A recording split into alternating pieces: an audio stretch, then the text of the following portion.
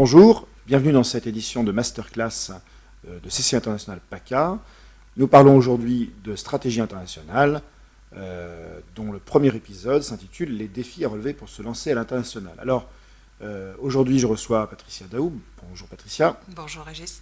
Patricia, donc, vous êtes conseillère en développement international pour CCI International PACA. Vous avez un certain nombre d'expertises dans le domaine réglementaire, juridique, logistique. Et vous allez nous parler aujourd'hui de ces fameux défis. Alors, avant de les lister avec vous, il y a un message important que vous voulez faire passer. C'est plutôt à l'adresse du dirigeant d'entreprise, c'est de dire que l'international, c'est bien, c'est un beau projet, mais il faut ne pas le faire avec n'importe qui, il ne faut pas le faire n'importe où, et surtout, il ne faut pas le faire n'importe comment. Effectivement, Régis, parce que c'est un message qui est important. L'international, ça ne s'improvise pas. L'international, c'est aussi une préparation en amont. C'est aussi non plus penser à un pays, mais penser groupe de pays, puisqu'il y a des accords préférentiels maintenant qui sont passés entre ces différents pays. C'est aussi savoir que son produit ou son service n'est pas forcément vendable en l'état, et que ce que le client attend de ce produit et de ce service, c'est la satisfaction que ce produit ou ce service va lui procurer. Davantage que le produit lui-même. Davantage que le produit lui-même. Donc, parmi ces défis, c'est bien évidemment d'identifier ses marchés, de sélectionner son marché prioritaire. D'accord. Il y a notamment des outils pour ça. Alors, tout le monde pense classiquement à l'étude de marché, mais l'étude de marché, c'est un outil qu'il faut savoir également utiliser à bon escient.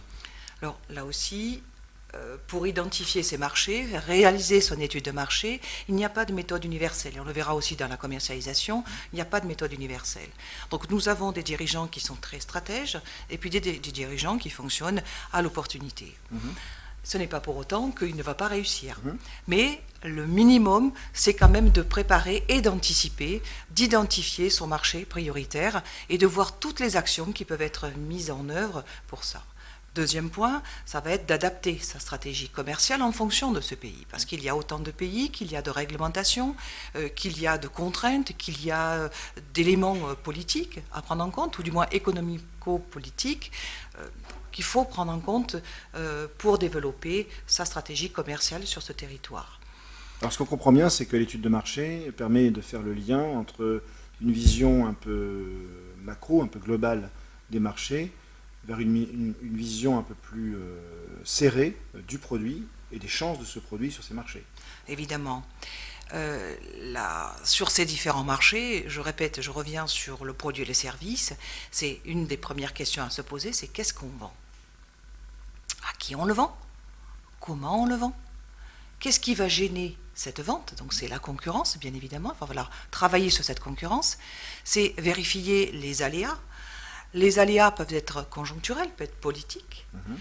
Et surtout, est-ce que ça va être rentable? Donc je dois calculer mes coûts, je dois calculer la marge pour pouvoir être rentable et développer cette activité, voire la pérenniser, voire me développer à l'étranger.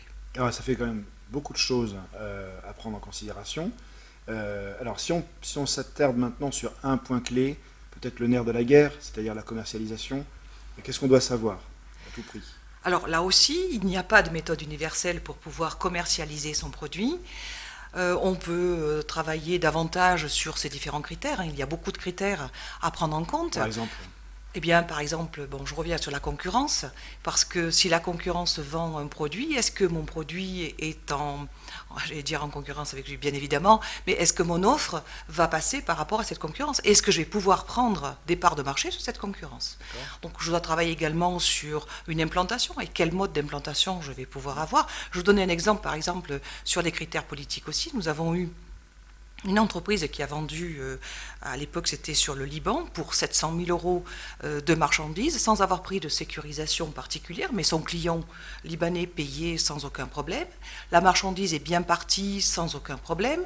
La marchandise est destinée au final, à l'époque c'était le marché irakien, et puis il se trouve qu'il y a eu un problème au Liban qui a fait que les banquiers ont refusé de sortir les devises. Donc là, la commercialisation, tout était parfait, le client parfait, la marchandise parfaite, donc plus rien ne pouvait s'opposer, sauf qu'il y a eu un critère politique qui est rentré en ligne de compte.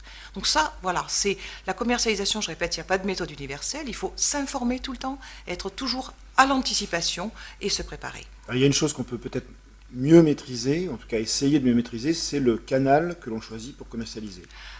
Alors, il y en a plusieurs. On peut le vendre en direct, c'est ce qu'on appelle la vente en maîtrise complète. Oui. On peut le vendre en partenariat, en coopération. On peut le vendre par intermédiaire, avec des agents indépendants, des agents ou des importateurs, distributeurs. Donc il y a des particularités à tenir compte. Et Internet, maintenant. Et Internet, bien sûr, maintenant, ça se fait. On vend même en Chine par e-commerce. Oui. Par contre, ce qu'on Et- ne sait pas toujours, c'est qu'au-delà de la technologie, des approches marketing qui sont générées par l'e-commerce, il y a aussi des critères juridiques, réglementaires qui sont extrêmement importants et stratégiques. C'est extrêmement important de maîtriser ces aspects juridiques. Déjà pour commencer, alors au-delà, vous avez bien dit, au-delà du côté communication, marketing, de la propriété intellectuelle, qui n'est pas à négliger, loin de là, loin s'en faut, puisqu'il va falloir protéger sa marque dans les pays étrangers, si on est vendeur d'un produit que l'on a fabriqué, mais c'est aussi les conditions générales de vente que l'on doit insérer, et le droit applicable, ça va être le délai de rétractation du client qui, lui, ne court pas au moment de la commande, il court au moment de la réception. Donc vous vendez une robe de mariée, cette robe de mariée, si on a 14 jours pour la retourner, elle peut très bien servir au mariage en l'état. Donc il faut tenir compte aussi que la vente Internet nécessite de mentionner un prix réel, complet. On doit tenir compte, si on vend dans l'Union européenne, à qui? À des personnes physiques, particuliers ou à des professionnels, et intégrer toute la logistique, les droits de douane, les taxes. Donc D'accord. ce n'est pas simple. Alors, je pense qu'on peut d'emblée s'engager à faire une prochaine édition de Masterclass précisément sur ce sujet de l'e-commerce, qui a beaucoup de choses à dire. Beaucoup. Alors, la commercialisation, donc on résume un peu, il faut se poser les bonnes questions, il faut réfléchir à pas mal de paramètres, il faut avoir la sagesse de se faire accompagner pour bien adapter les solutions à sa réalité produit, à sa réalité marché.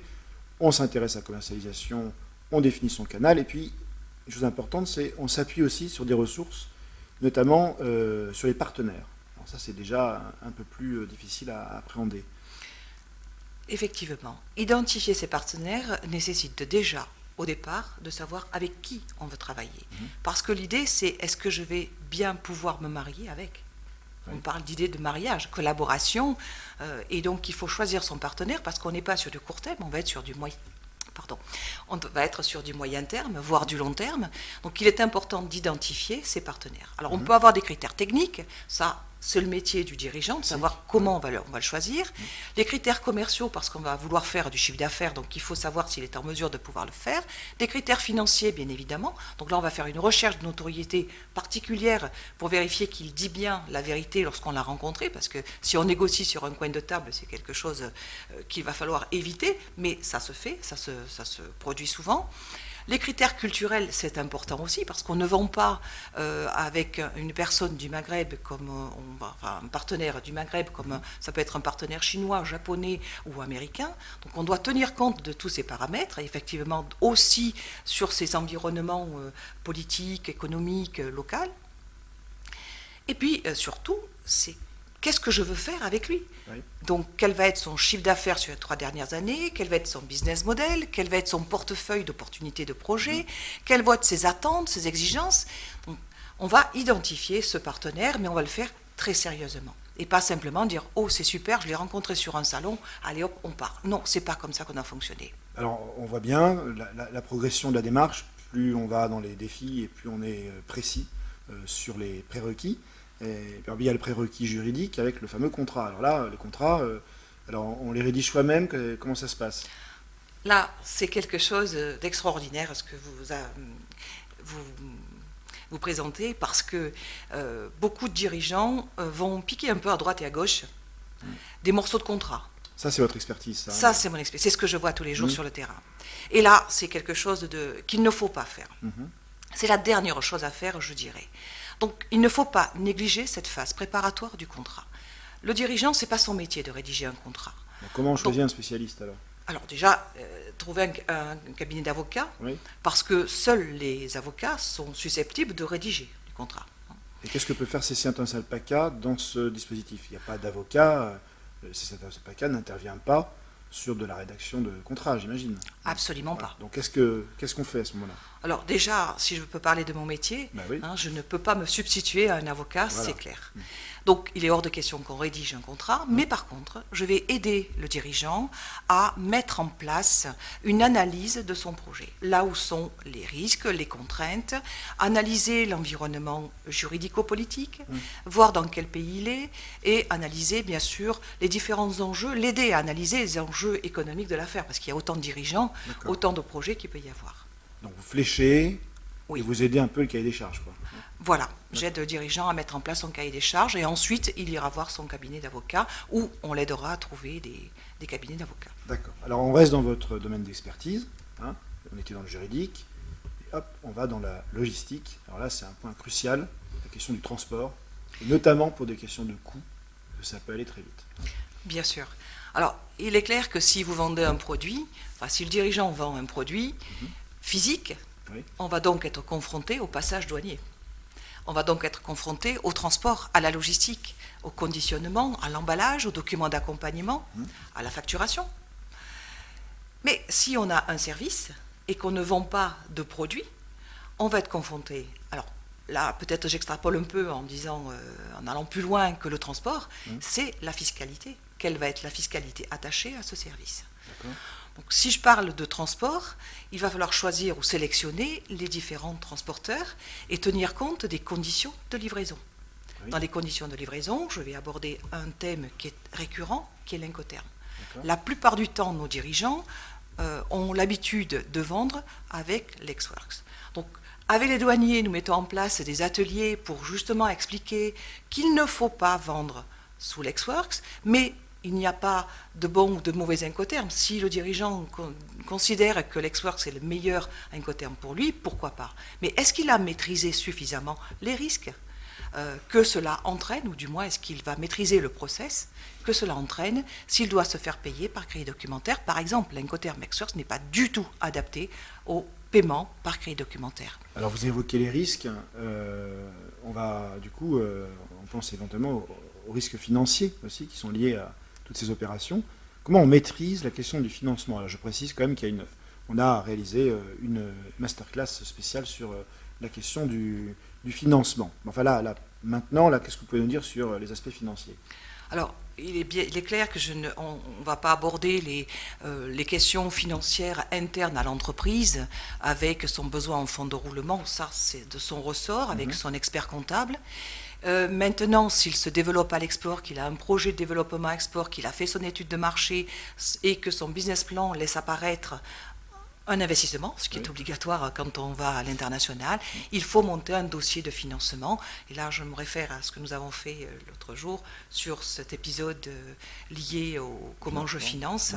Il y a un certain nombre de dossiers possibles de leviers, à monter, de leviers possibles pour financer ces projets export. Très bien. On arrive au terme de ces éclairages. Il y en a bien entendu bien d'autres, et puis on peut surtout approfondir.